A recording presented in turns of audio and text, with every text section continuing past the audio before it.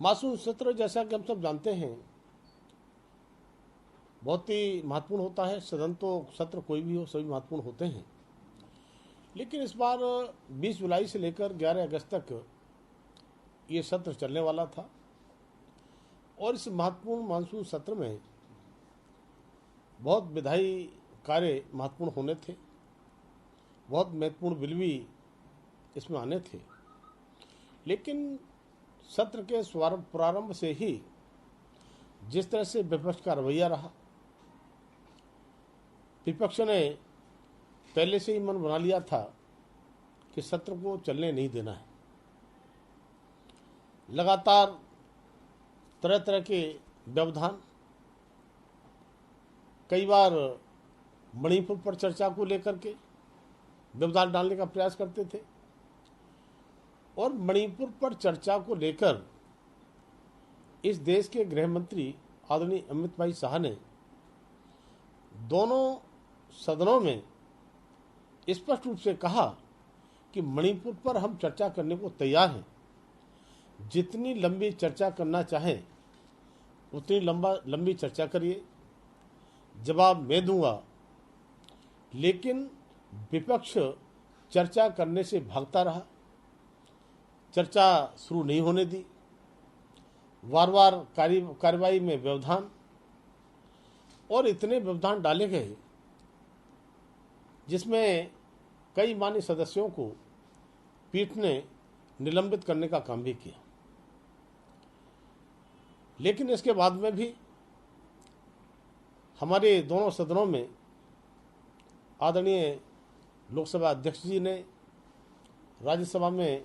आदरणीय सभापति जी ने दोनों सदनों का लगातार चलाने का प्रयास किया और उसमें लगभग 25 बिल हमारे प्रस्तुत किए गए, 23 उसमें पारित भी हुए। मैं प्रश्नकाल की बात करूं तो लोकसभा में लगभग 3 घंटे से ऊपर इनके व्यवधान के बाद में भी आदरणीय लोकसभा अध्यक्ष जी ने प्रश्नकाल को चलाने का काम किया और लगभग 4 घंटे के आसपास राज्यसभा में भी हमारे उपराष्ट्रपति जी ने, सभापति महोदय ने प्रश्नकाल चलाने का काम किया, जिसमें उनके उत्तर भी दिए गए। लेकिन मैं आपके माध्यम से बताना चाहता हूं कि सदन का जिस तरह का रवैया, सत्र चलाने पर कितना पैसा खर्च होता है, देश के नागरिक, चूंकि सीधी कार्यवाही होती है,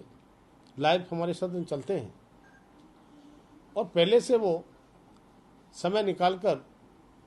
लोकसभा राज्यसभा की कार्यवाही को देखना चाहते हैं कि हमने जिन सांसदों को यहाँ से चुनकर भेजा है वो हमारे क्षेत्र की समस्याओं को उठाएंगे। हमारी सरकार चुनी हुई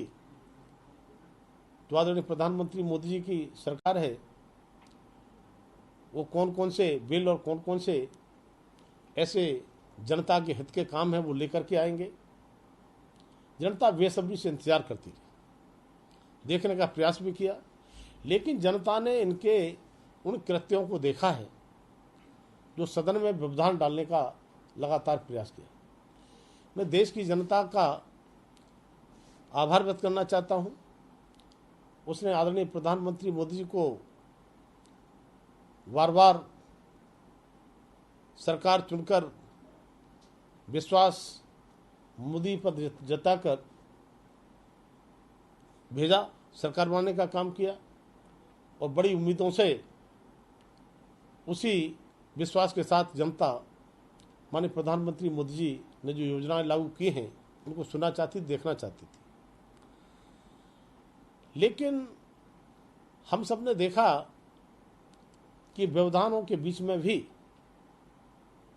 आदरणीय प्रधानमंत्री मोदी के नेतृत्व में हमारे सरकार के विभिन्न मंत्रालय के मंत्रियों ने बड़े मुस्तैदी के साथ अपने बिलों को रखा, चर्चाओं में भाग लिया और जिन्होंने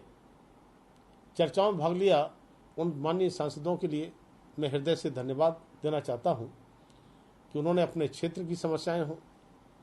या बिल पर चर्चा करने के लिए सुझाव दिए हों,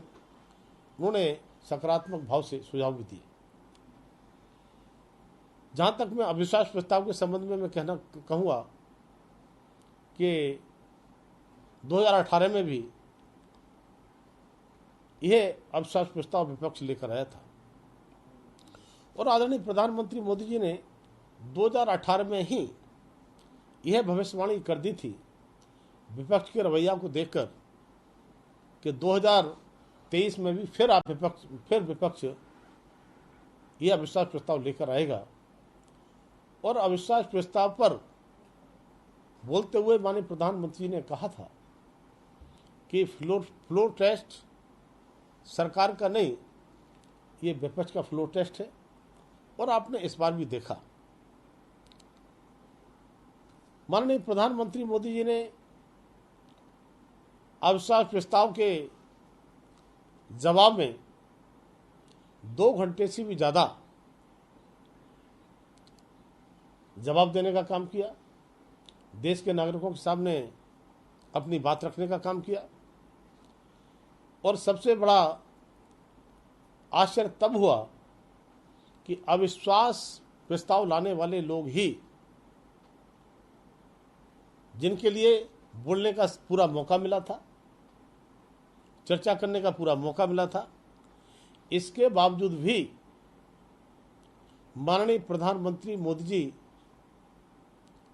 के भाषण को सुन नहीं पाए, उनकी बात को सुन नहीं पाए